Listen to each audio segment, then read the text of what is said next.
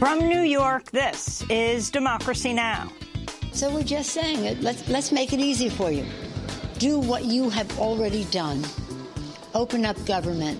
We're not doing a wall. Does anybody have any doubt that we're not doing a wall?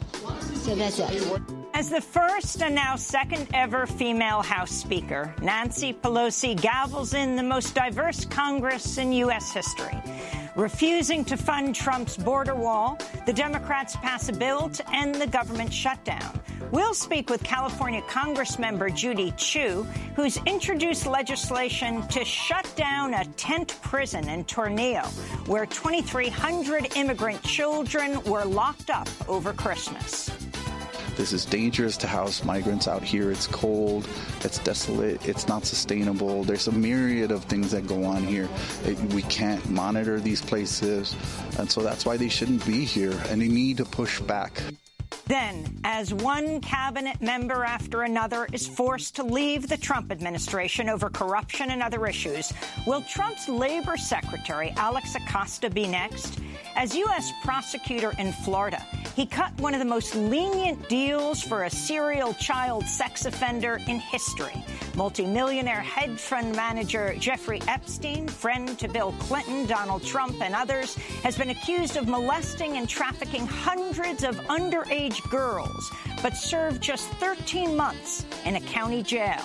We'll speak to Miami Herald investigative reporter Julie Brown, who interviewed survivors of Epstein's abuse. Her bombshell series is called Perversion of Justice. We were underage. We were little girls. I was 16. I was 16. I started going to him when I was like 14 turning 15.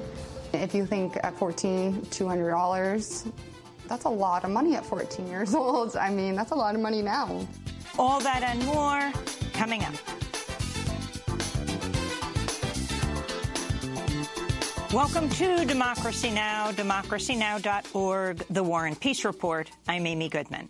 Incoming members of the 116th Congress made history Thursday as the most diverse group of lawmakers ever sworn in. Over 100 women now serve in the House, along with the most LGBTQ, Black and Latino members in history. Meanwhile, Democratic Congressmember Nancy Pelosi of California was officially elected Speaker of the House again, regaining the gavel she lost after the 2010 midterm elections brought 8 years of Republican control to the House. Our nation is at an historic moment. 2 months ago, the American people spoke and demanded a new dawn. They called upon the beauty of our Constitution, our system of checks and balances that protects our democracy, remembering that the legislative branch is Article 1, the first branch of government, co-equal to the presidency and to the judiciary. 15 Democrats, including some freshman lawmakers, defected against Pelosi's speakership, either voting for an alternative candidate or simply voting present. As a first order of business, House Speaker Pelosi and House Democratic leaders sought to end the partial government shutdown, passing a package of spending bills that would reopen the federal government without meeting Trump's demand for $5 billion for expanding the wall on the U.S.-Mexico border. The White House immediately threatened to veto. House Democrats also approved a rules package for the new Congress that, among other things, imposes a rule known as PAYGO, which requires Congress offset any new spending with either tax increases or budget cuts. Only 3 Democrats, Ro Khanna of California, Tulsi Gabbard of Hawaii, and Alexandria Ocasio-Cortez of New York voted no. Critics say PAYGO is a conservative austerity measure that could hamper efforts to pass progressive legislation.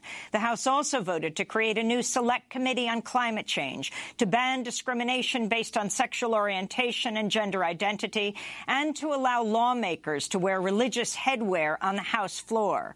That change will impact Ilhan Omar, a Somali-American Democrat from Minnesota who wears a hijab.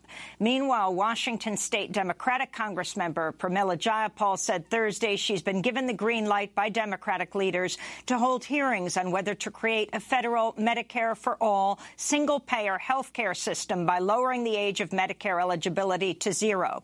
Both the House Rules and Budget Committees are expected to take up the issue. And Democrats are pledging to use the power of subpoena to investigate President Trump, the Trump Organization, and his cabinet. New York Congressmember Jerrold Nadler, who now chairs the House Judiciary Committee, said this week he may subpoena acting Attorney General Matthew Whitaker over his role in seeking to derail Special Counsel Robert Mueller's investigation. President Trump made his first appearance ever in the White House press briefing room Thursday, flanked by Border Patrol and ICE officials. After congratulating Nancy Pelosi on regaining her gavel, Trump repeated his demands for $5 billion in new spending towards a wall on the U.S.-Mexico border. Without a wall, you cannot have border security. It won't work. You see what's just been put out on social media where thousands of people are rushing the border. Having a drone fly overhead, and I think nobody knows much more about technology, this type of technology certainly, than I do. Having drones and various other forms of sensors, they're all fine, but they're not going to stop the problems that this country has. While Trump called it a press briefing, he wouldn't take questions. House Speaker Pelosi responded to Trump's demand by saying, quote, "How many more times can we say no? Nothing for the wall," she said. On Thursday evening, Trump's Instagram account posted a photo of Trump's face appearing above a steel slat border wall and the caption, "The wall is coming." The caption's font is lifted from the HBO fantasy series Game of Thrones and references its signature slogan, "Winter is coming." It's Trump's latest Game of Thrones reference. In a cabinet meeting on Wednesday, Trump placed a large poster on the table in front of him with the words, "Sanctions are coming," referring to U.S. sanctions on Iran. The poster went unremarked on, and the White House later declined to comment on it. HBO has protested against Trump's use of its trademark. This comes as the Department of Homeland Security requested that the Pentagon send more troops to string concertina wire along 160 miles of existing border fence. The move would extend the military's presence on the U.S.-Mexico border until at least the end of September. The Pentagon's border mission, which Trump ordered ahead of the midterm elections, had been set to expire at the end of January. Brazil's newly inaugurated far-right president, Jair Bolsonaro, held his first-ever cabinet meeting Thursday as defenders of the Amazon warned his administration is moving to hand vast swaths of rainforest over to Brazil's powerful agribusiness sector. Just hours after taking the oath of office, Bolsonaro transferred decision-making over the regulation and creation of indigenous land claims from the Justice Ministry to the Agriculture Ministry. The move threatens indigenous groups who live on 13% of Brazilian territory. Meanwhile, Bolsonaro has dropped LGBTQ protections from the mandate of his Human Rights Ministry. He's pledged to speed the privatization of publicly owned industries, to roll back pension benefits while raising the retirement age, and he's seeking to toughen prison sentencing guidelines. In Mexico, human rights groups and family members are demanding justice after the mayor of a town in the southern state of Oaxaca was gunned down New Year's Day, just hours after taking office. Alejandro Aparicio was surrounded by supporters and publicly touring city offices when he was shot on the street. The gunman was pinned to the ground until police could arrive to arrest him. He's been described as a 34-year-old former police officer from northern Mexico. Aparicio's widow, Victoria Feria, believes the killer and did not act on his own. We want to do everything possible to clarify this murder because there can be no impunity. That is what we are asking for as a family, to clarify the killing and to support us. Aparicio was a member of the Progressive Party of Mexican President Andrés Manuel López Obrador. His death came as human rights researchers said 175 Mexican politicians were killed over a 12-month period ending last August. The Trump administration's warning Iran against launching satellites, calling its space program a pretext for a ballistic missile program. Secretary of State Mike Pompeo said Thursday 3 planned Iranian rocket launches would violate a UN Security Council resolution aimed at preventing Iran from developing intercontinental ballistic missiles. Iran's foreign minister fired back on Twitter, saying it has the right to a civilian space program, arguing the U.S. is in breach of UN Resolution 2231. That resolution saw the Security Council officially endorsed the 2015 Iran nuclear deal, which the Trump administration unilaterally pulled out of last year. Back in the United States, the Washington Post reports recently departed Interior Secretary Ryan Zinke faces a Justice Department criminal probe into whether he lied to his agency's inspectors general. The alleged lies came as Zinke faced inquiries into his role in reviewing a proposed casino project in Connecticut and over real estate dealings in Montana. Zinke's also the subject of more than a dozen other federal ethics investigations. Newly revealed tax filings show Google shifted $23 billion to accounts in Bermuda in 2017 as part of a complex tax avoidance scheme that saved the tech giant billions of dollars in revenue. The scheme involved funneling money through Google Ireland Holdings and a Dutch shell company based in Bermuda, where corporations pay no income tax. The scheme, known as the Double Irish-Dutch Sandwich, is legal, although Ireland's government has said it will close a loophole allowing the arrangement in 2020. President Trump's reportedly preparing to alter federal anti-discrimination rules in a far-reaching rollback of civil rights protections. The changes would impact so-called disparate impact regulations meant to fight practices that harm people of color, women, members of the LGBTQ community, and other groups. The rollback could impact education, housing, and other aspects of American life.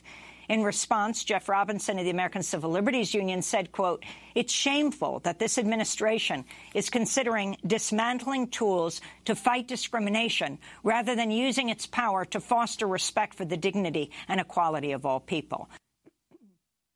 In Texas, a manhunt is underway for the killer of Jasmine Barnes, a 7-year-old African-American girl gunned down while in a car with her mother and 3 of her sisters. Jasmine's mother, LaPortia Washington, was injured in Sunday's drive-by shooting near a Houston area Walmart store. I didn't even see him. I didn't see the truck. I didn't see anything but shattered glass and bullets coming towards my car. She did not deserve this at all. We was going to get coffee, and my baby lost her life. On Thursday, police released a sketch of the killer based on the eyewitness accounts of Jasmine's mother and 2 of her older sisters. He's described as a white man with blue eyes and a thin build in his 30s or 40s. Police also released a video showing a red truck that was allegedly driven by the killer. The shooting has drawn international attention, with family members concerned it was a hate crime. The NFL star DeAndre Hopkins of the Houston Texans said this week he'll donate his $29,000 payoff bonus check to help pay for funeral costs and to bring Jasmine's killer to justice. And in Maryland, a Salvadoran mother of 3 U.S. citizens has taken sanctuary in a Unitarian Universalist church as she fights possible deportation. Rosa Gutierrez-Lopez took refuge in the church in the D.C. suburb of Bethesda on December 10th. The same day, Immigration and Customs Enforcement ordered her to leave the U.S. Under the Obama administration, I only went to report in every year and gave my name, my address, and everything, and then I would go back the next year. On the contrary, under Donald Trump's administration, I received an ankle bracelet, which was very frustrating for me. It hurts my soul because I'm not a criminal. These are some of the headlines. This is Democracy Now!, democracynow.org, The War and Peace Report. I'm Amy Goodman. The 116th Congress made history Thursday, swearing in the most diverse group of lawmakers ever, more than 100 women, including the first 2 Native American women, the first 2 Latino women from Texas, the first 2 Muslim women, the first ever African-American women Congress members from Connecticut and Massachusetts were sworn in, as was Colorado's first ever African-American member of Congress. The first and now second ever female House Speaker, Nancy Pelosi, and House Democrats sought to end the government shutdown as their first order of business, passing a package of spending bills that would reopen the federal government without meeting Trump's demand for $5 billion for expanding the wall on the U.S.-Mexico border. What we're asking the Republicans in the Senate to do is to take yes for an answer. We are sending them back exactly, word for word, what they have passed. So we're just saying, let's make it easy for you. Do what you have already done. Open up government. Let's have an adult conversation about how we protect our borders. And let's listen to people who know what they're talking about. The president cannot hold public employees hostage because he wants to have a wall that is not effective in terms of its purpose, not cost effective in terms of what the opportunity cost it is of federal dollars to spend. And the president has said Mexico's going to pay for this. Come on, let's anchor ourselves into reality. Mexico is not going to pay for this wall. The White House immediately threatened a veto. On Thursday, President Donald Trump held a surprise press briefing where he didn't take questions but continued his call for a border wall surrounded by ICE and Border Patrol officials. You can call it a barrier, you can call it whatever you want, but essentially we need protection in our country. We're going to make it good. The people of our country want it.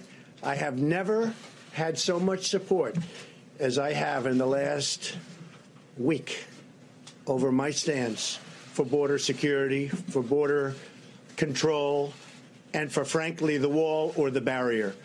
I have never had anything like it in terms of calls coming in terms of people writing in and tweeting and doing whatever they have to do. I've never had this much support, and we've done some things that, as you know, have been very popular. As the government shutdown moves into its 14th day, with 800,000 federal workers either being forced to work without pay or on furlough, and they won't be paid, we go now to Capitol Hill, where we're joined by Democratic Congressmember Judy Chu of California.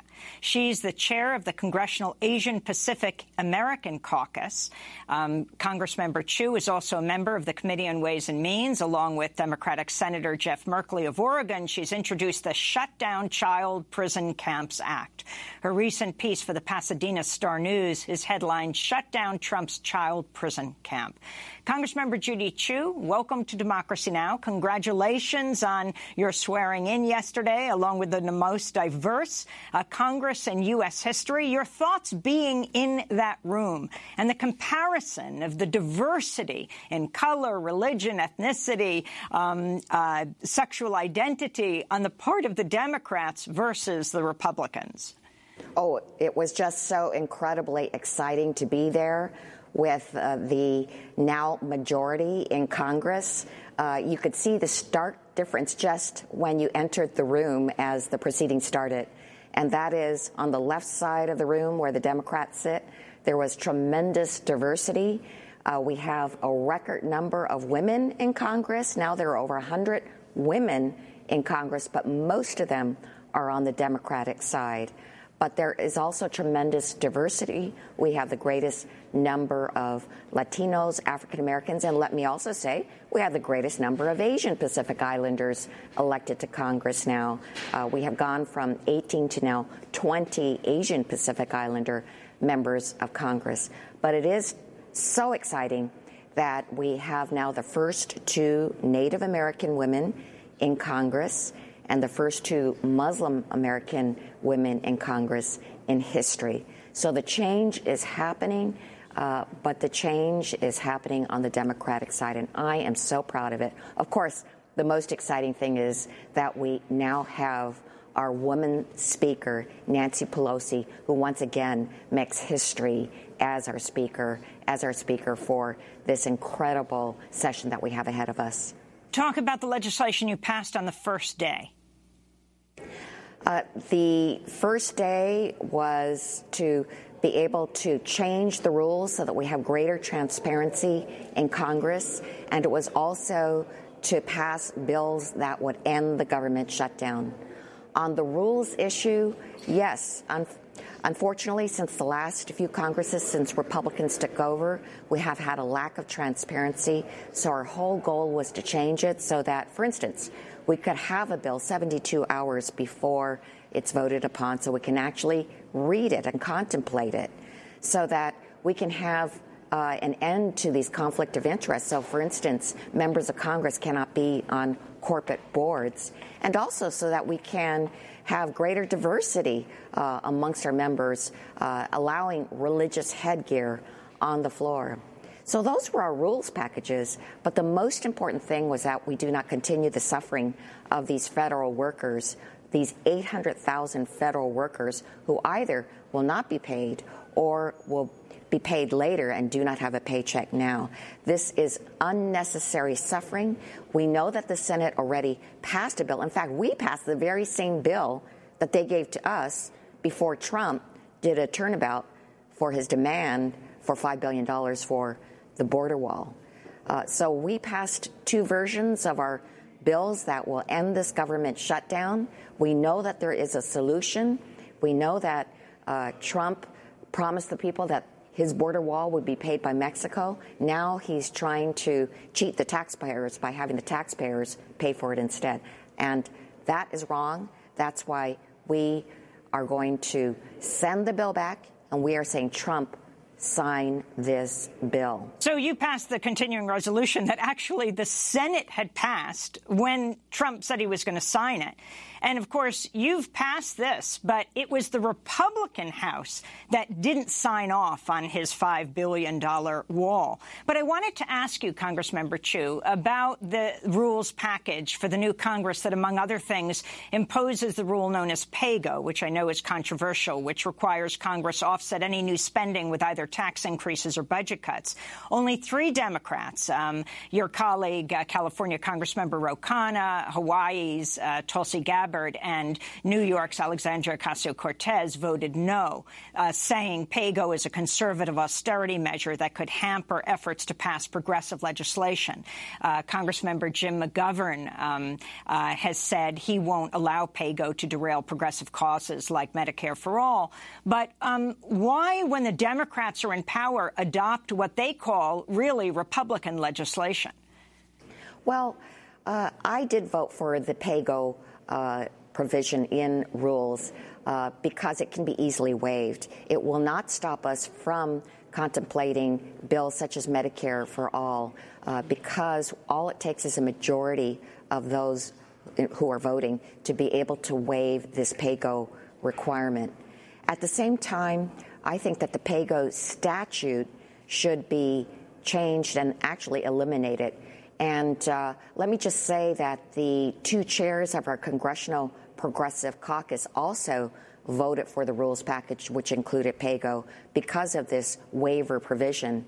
But those same 2 members are also going to introduce a bill to eliminate PAYGO as a statute. And why would they do that? Well, PAYGO was a rule before in years past, and it makes sense. If you have a new bill, you should find some way to be able to pay for the provisions. But there are times when it is impossible, especially if you want to pass some progressive legislation that can benefit the American people. It wasn't until 2010 that it became a statute, an actual law. And that's what I think does need to be changed, because under the 2010 law, the person who is president can actually order the payment for any bill to be implemented by those in his administration. And because we have someone like President Trump in office, he could order his administrators to cut anything that is in existence. I mean, Medicaid, food stamps, any of our progressive programs that pay for our Affordable Care Act, he could actually order and cut to all of those things, and we don't want to have that situation. Congressmember Chu, we're going to ask you to stay with us because we want to talk about what you're proposing for the Tornillo, what you call prison camp, where 2,300 children at least are being held right now. We're talking to Pasadena, California Congressmember Judy Chu. She's the chair of the Congressional Asian Pacific American Caucus. Stay with us.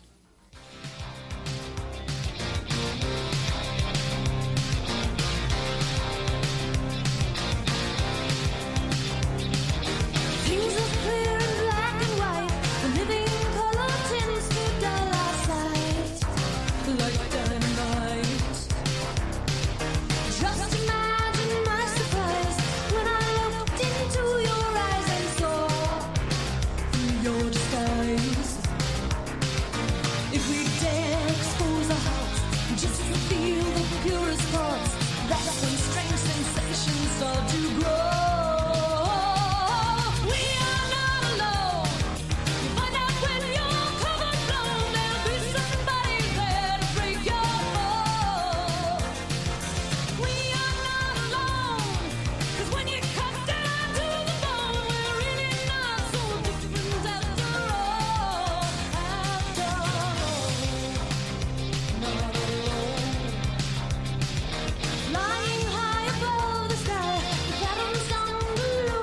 We're Not Alone by Carla DeVito, featured in The Breakfast Club. This is Democracy Now! I'm Amy Goodman. As the government shutdown heads into its 14th day and Trump doubles down on his demands for a wall, we turn to look at the ongoing crisis on the border and the protesters on the ground fighting back. In West Texas, immigrant rights activists are staging daily actions to shut down the Tornillo prison camp, where thousands of immigrant youth are being detained. The organizers call themselves the Christmas in Tornillo Occupation. On New Year's Eve, they shut down the entrance of the sprawling prison camp, where 2,300 children are being held in more than 150 tents. So my name is Denise Benavides. I am a Dallas County community organizer, and we are here at the Tornillo Port of Entry in front of a concentration camp for Central American minors who are teenagers between the ages of 12 and 17. This is the only way we're going to shut this place down, is with resistance, is with action, is with our voices, is with the stories that we hear. We're tired of this. This should not be happening in America. We are the most incarcerated country in the world, and it's sad that we celebrate freedom. Tornillo has become a flashpoint in the fight against the Trump administration's immigration policies and the growing number of detained children in the U.S.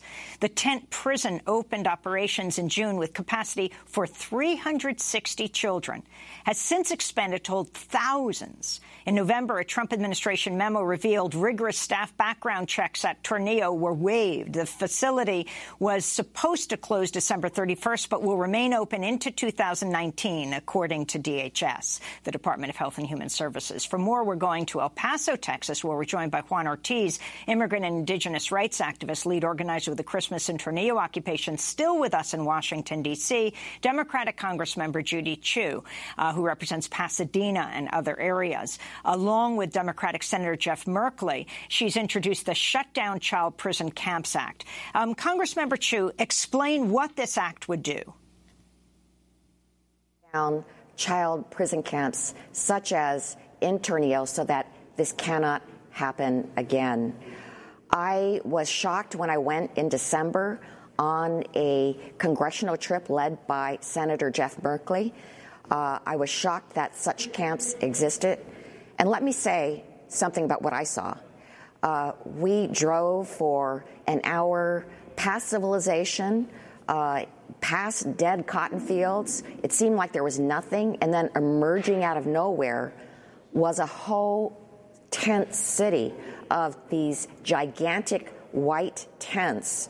And as it turned out, these tent cities were started because it was a way of getting around the Flores Agreement, which required that children should not be detained for more than 20 days. So it was set up as an emergency facility. They didn't have running electricity or running water. Everything had to be turned in and brought in, and there was a deliberate reason for it. That was so that they could have this detention facility be deemed an emergency facility where they could keep these children in prison-like settings indefinitely. These children didn't know when they were going to leave, and they had a way out. Actually, 1,300 of them already had sponsors, and yet they were being kept there because Trump at that time had increased the requirements for these children to be able to leave. But there they stayed indefinitely until the point that they could be released. Well, I'd like to bring in Juan Ortiz. You're an immigrant rights activist, indigenous organizer from El Paso, lead organizer with the Christmas in Tornillo Occupation. But we're way past Christmas right now, Juan. So what are you doing there? What are you calling for?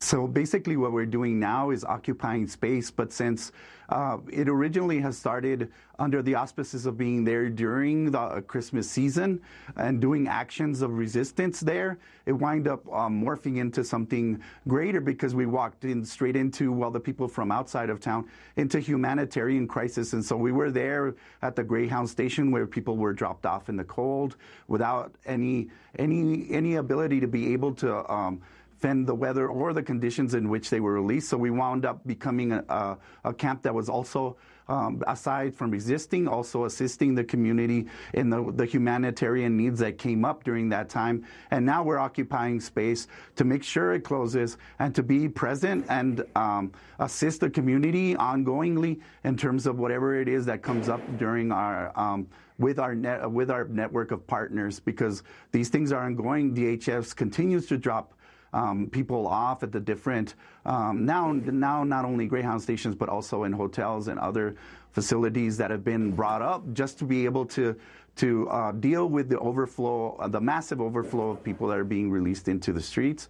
But this is going to be an ongoing problem, and so both we are present and directing folks and resources from our base in Tornillo to the city, but we're also doing acts of resistance, like the day we shut down the shift change in Tornillo, to highlight how many, as the senator was saying before, how unsustainable and remote it is that they have to be bringing in 25 different busloads of personnel every single night from all over the area just to be able to sustain it, and a constant flow of water, potable water, just to be able to maintain facility, because it's that remote.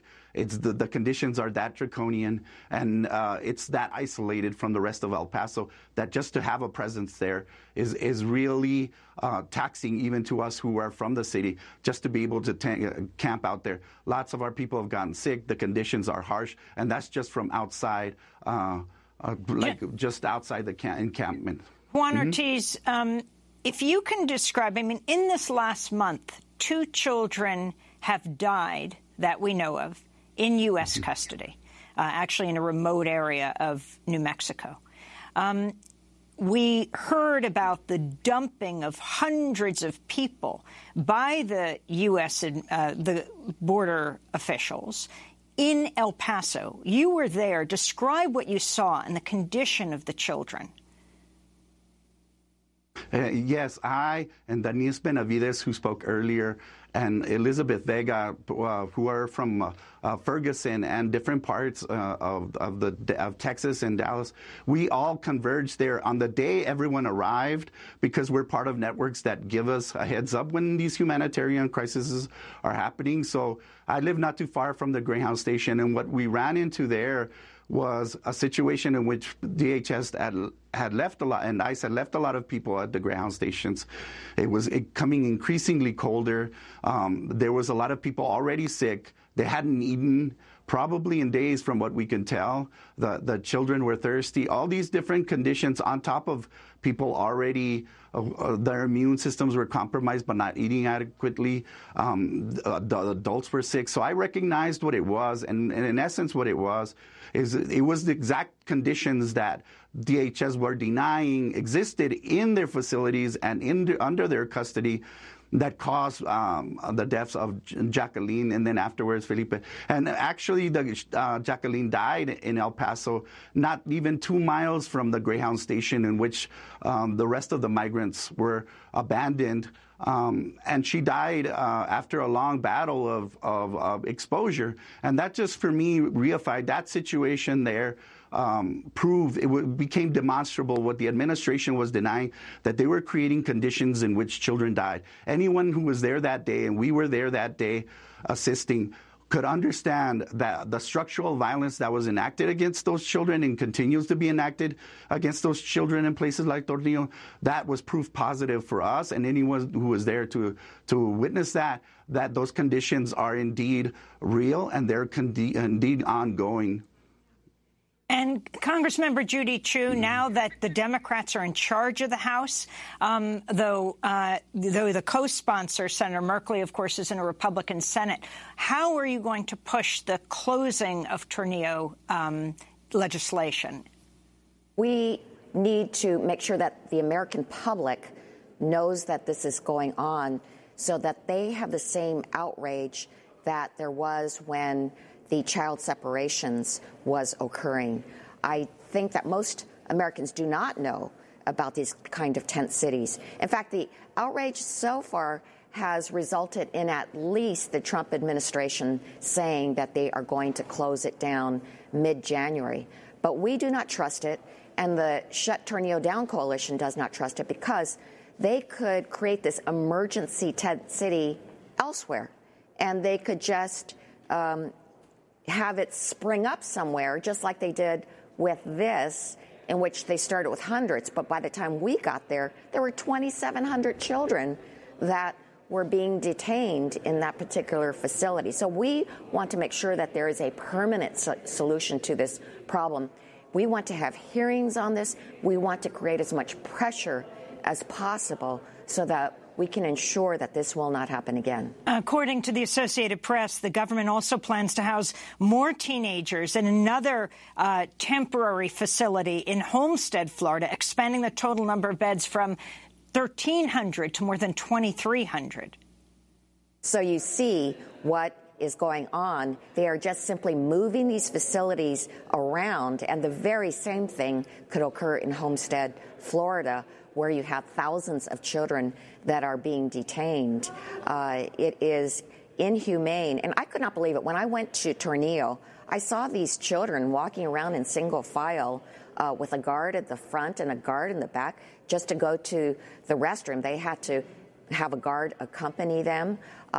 Even in prisons, I have not seen that kind of strict control over the children. These are children. So it is intolerable. We just cannot let this continue. And finally, Juan Ortiz, your message, we just have 30 seconds, to people around the world from the border. As President Trump has shut down the government, we're now entering the third week. 800,000 workers not being paid or on furlough, demanding $5 billion for a border wall. Your thoughts?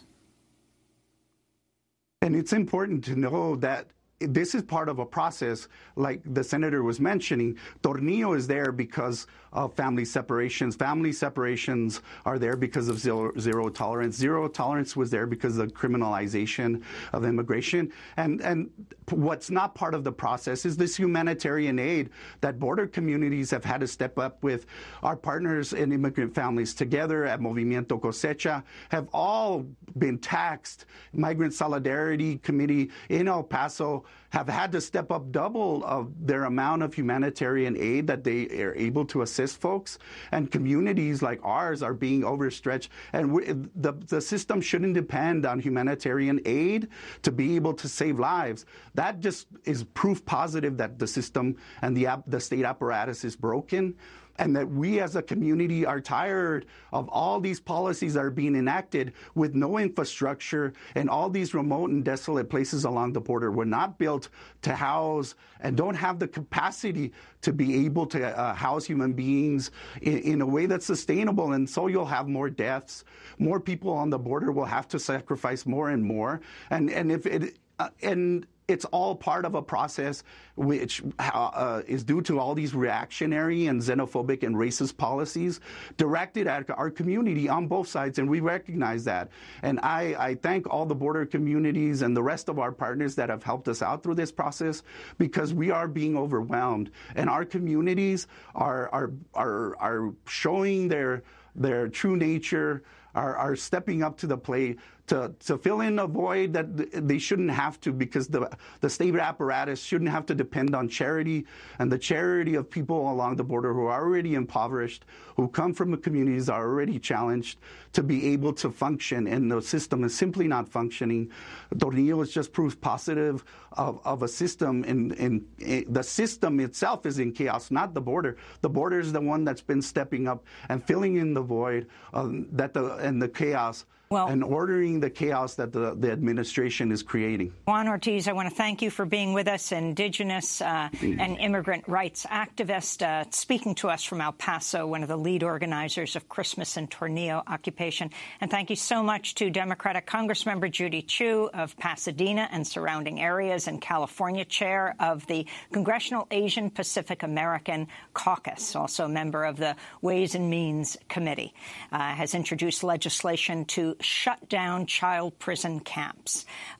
This is Democracy Now!, democracynow.org. When we come back, one secretary after another, one cabinet member after another has been forced out of Trump's cabinet. Will Alex Acosta, the Labor Secretary, be next? A number of Congress members are calling for an investigation into his past activities. Stay with us. The night is over and the monster is now gone. Slipped into the darkness to leave me alone. Keep my secrets to myself.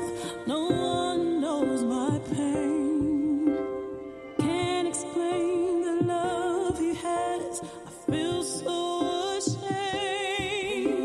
Crying for the little girl inside of me. Crying for the little girl living on the streets. Who will cry as she tries to keep purity to herself, running from the man created to be protective help.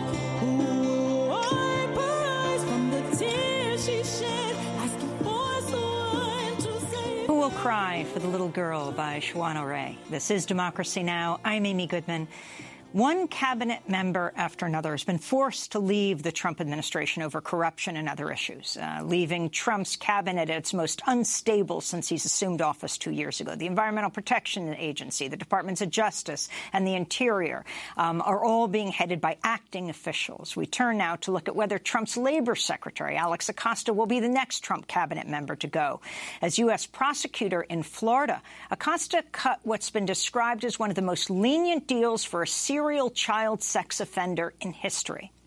Multimillionaire hedge fund manager Jeffrey Epstein, friend to Bill Clinton, Donald Trump, and others, has been accused of molesting and trafficking hundreds of underage girls in Florida, but served just 13 months in a Florida county jail. 15 Congress members have called for a probe into Trump's labor secretary. The Miami Herald recently published a series of articles exposing Epstein's crimes and the high-powered people who protected him. In the wake of the investigation, Epstein settled a defamation lawsuit against the lawyer of some of his accusers, avoiding testimonies from survivors who were expected to take the stand.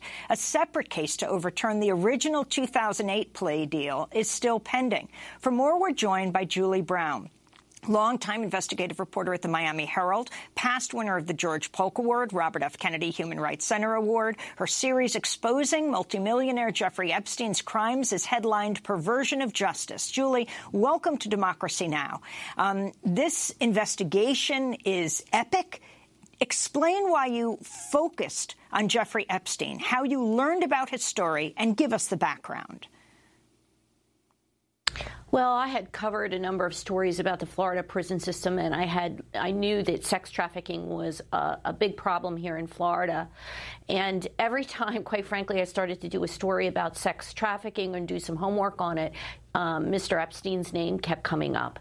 And the more that I read about it, the more I thought, this is something that I don't understand. I'm sure a lot of people don't understand how, in a state that has a high rate of sex trafficking, how does someone who has trafficked all these girls, these were young high school, middle school girls, over quite a long period of time, how does someone like that get away with it when at the time that this happened, Alex Acosta, who was the U.S. attorney in Miami, was going headstrong into prosecuting people who were purveyors of child pornography, sending them to prison for decades. And here is a man who had trafficked a number, some estimates are as many as hundreds of girls, and he gets away with just serving a 13-month jail term, really in a very cozy area of the county jail where he was allowed to leave most of the day on work release. Now, explain I essentially decided... Explain who Jeffrey Epstein is. Talk about his rise to power and who his associates are, leading right up to the president of the two presidents of the United States, from Donald Trump to Bill Clinton. Well, the way that he obtained his money has always been a mystery. It's almost as though no one has ever examined how he got his money. It's surprising that the federal authorities didn't look into that, because he seemed to have just a never-ending cash flow. He was able to hire some of the biggest and most costly lawyers in America to defend him. He was a New York City school teacher. He was, but he never graduated from college. Very, very smart. He was into physics and mathematics and biology, and he worked for Bear Stearns. And then he managed to ingratiate himself with some very wealthy, powerful people and manage their money. And as a result of managing a lot of famous people and wealthy people's money, he himself made a lot of money. And as I said, it's really a mystery is exactly how much money he has and where it came from. But he has, it seems like, never-ending source of cash, and he was able to really hire the best defense that his money could buy. I want to go to a video that accompanies your piece, this Miami Herald expose, where we hear the voices of the young women, now older, describing what happened to them. We were little girls. I was 16. I was 16. I started going to him when I was like 14 turning 15. If you think at 14, $200, that's a lot of money at 14 years old. I mean, that's a lot of money now. She's like, oh, do you need to make any extra money? I'm like, yeah. She's like, okay, I can give you, like $200. There's this older guy in Palm Beach. He gets a lot of massages from girls. That was really... They were recruited by someone who was adept at finding girls that would be willing to, go to a house for a few $100s. And as it started out, give a man a back rub, but many cases it turned into something far worse than that, elevated to a crime, and a serious crime, in some cases sexual batteries. My life would have been different if I would have never went to Jeffrey Epstein's house. It was just a dark turning point in my life. On June 30th, 2008, Jeffrey Epstein, a Palm Beach multimillionaire hedge fund manager, received what might have been the most lenient plea deal for a serial sex offender in U.S. history. The Miami Herald identified over 60 of his victims, just young middle and high school girls at the time of the abuse. More than a decade later, several of them are talking for the first time about how they were molested by Epstein and believe they were betrayed by the very prosecutors who were supposed to hold Epstein accountable. They came from fairly disadvantaged backgrounds. There was some dysfunction in their families. The lure of a lot of money was more than they were able to resist. I went from an abusive situation to being a runaway to living in foster homes to just already being hardened by life on the streets. The other girls that I personally know of that were coming from trailer parks, that were having gun shootings, drugs. My mother was on drugs at the time, and she couldn't provide for me, and I was pretty much homeless. One child would be lured over, would be paid substantial sums of money, would be offered the further inducement of being paid a bounty for anybody else that she was able to bring to Epstein. A network developed where many young girls in the same kinds of circumstance wound up being victimized. The three of us slid into the backseat of the cab and we drove, and I remember just driving down Okeechobee Boulevard and thinking how I had never been on Palm Beach Island before in my whole entire life, that I had lived in West Palm Beach. By the time I was 16, I brought him up to 75 girls, all the ages of 14, 15, 16, people going from 8th grade to 9th grade at just school parties is where I would recruit him from. All Jeffrey cared about was go find me more girls. His appetite was insatiable. He couldn't stop. He wanted new, fresh, young faces every single day. The sheer volume of girls, the frequency, sometimes several or many in the same day, the age of the girls. In some cases, there were victims that didn't know each other, had never met each other, but they had basically the same story. I remember there was a staircase, and it was like kind of like a spiral almost. And she brings us up the stairs, and it was like spiral stairs. You walked into his bedroom, around his bed, to almost like a very little hall, and then it was another door. And that's where everything would happen, was in his bathroom. He would have a dresser, and it was filled with, like, the first drawer was lotion, and then, like, the third drawer down was, like, sex toys. So we would take the massage table out and set it up in the middle of the room. And then he came in with his white towel on around him. And then he just laid down in his towel on his stomach, and he was just talking to people on the phone. When he flipped over, that's when he said, okay, you can go ahead and take off your shirt and pants, but you can stay in your underwear. He would want us to stand next to him, and he would masturbate while he stared at us, touched us. To pull his nipples and to play with them in between his fingers. And also while I was playing with his nipples, he kept doing that stuff to me. But he was very aggressive, like, when he would do it. And then he tried to put his finger in my underwear, and I, like, jumped back. And I pulled back, and I was like, whoa. And he's like, no, it's okay. I'm sorry. I won't do that. And then he went back to doing that. He's like, just on the outside. And I'm like, oh my God. It ended with sexual abuse and intercourse, and then a pat on the back. You've done a really good job. Like, thank you very much. And here's $200. Before you know it, I'm being lent out to politicians and to academics and to people that royalty and people that you would never think, like, how did you get into that position of power in the first place if you're this disgusting, evil, decrepit person on the inside? Epstein, then in his 50s, was also suspected of organizing sex activities with underage girls at his homes in New York City, New Mexico, and on his private island in the Caribbean. You're talking about hundreds of children all over the world. Victims that were alleged sex slaves of Jeffrey Epstein, that they brought over from Eastern Bloc countries. I've seen hundreds and hundreds of girls go through Jeffrey's swinging door, his ever-revolving door. This guy is big time. He knows people that know people that know people. Flight logs from his plane and his address book read like a who's who of some of the richest and most famous and powerful people in the world. Celebrities, actors, philanthropists, academics, and world leaders. It's really disappointing to look, as a lawyer, to look at this circumstance and say, how did this happen? One individual commits one abuse of a minor, in one instance of abuse of a minor, and they're held accountable for years and years through the criminal justice system. This individual abused hundreds of girls, and nothing happened.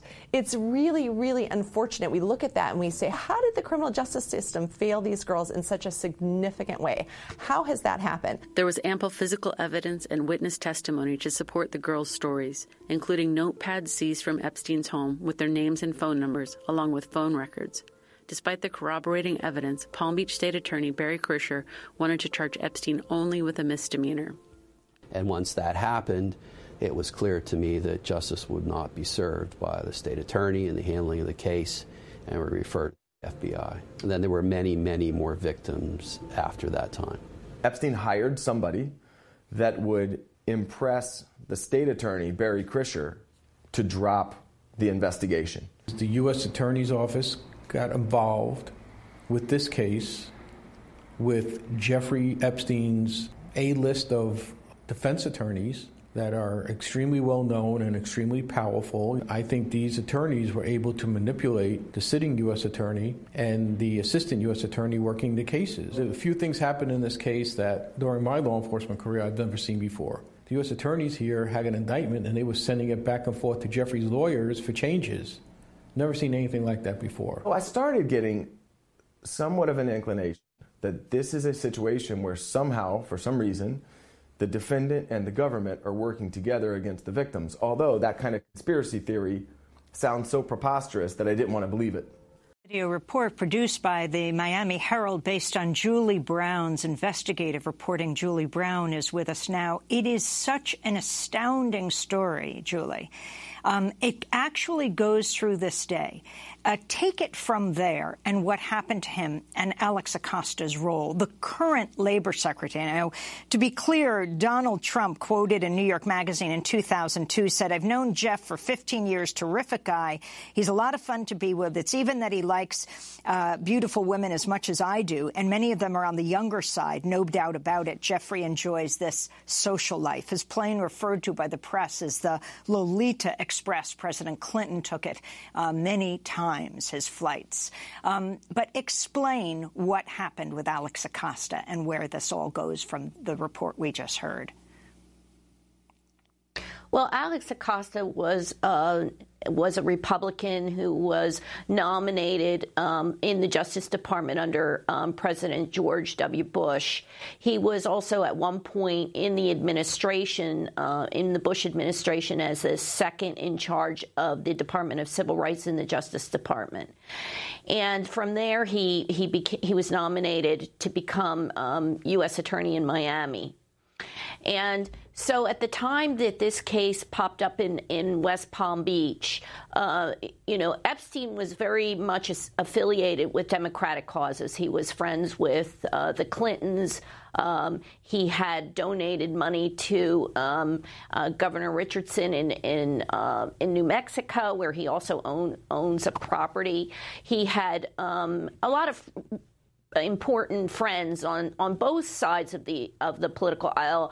But that said, he knew at the time that since it was a Republican administration and Acosta was a Republican, that it was very important that Epstein realized it was very important for him to hire lawyers that had Republican connections, and that's what he did. He hired Jay Lefkowitz and Kenneth Starr, who were both with the well-known law firm Kirkland & Ellis, and who Acosta knew from his days working for that same law firm.